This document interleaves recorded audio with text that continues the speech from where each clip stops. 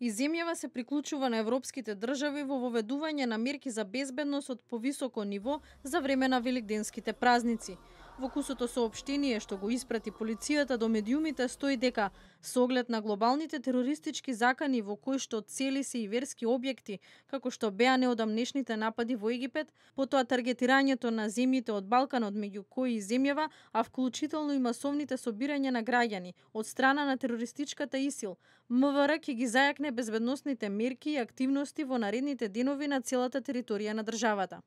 Без да прецизира какви мерки за безбедност ќе превземат, од МВР велат дека тоа е во согласност со полициската оператива, а заради заштита на јавниот ред и мир и безбедноста на граѓаните и објектите.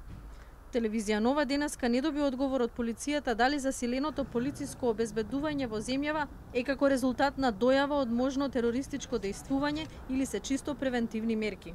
Според полициската пракса, мерки на безбедност значи поголемо полициско присуство во случајов околу црквите, контрола на аеродромите, особено на патниците кои пристигнуваат во земјава, туристичките места, автобуските станици, пазарите. Ова е првпат Македонија да воведе мерки за безбедност на целата територија поради закана од ИСИС. Досега тоа беше на јужната граница поради бегалската криза или пак во земјите од Блискиот исток каде живеат и работат македонци.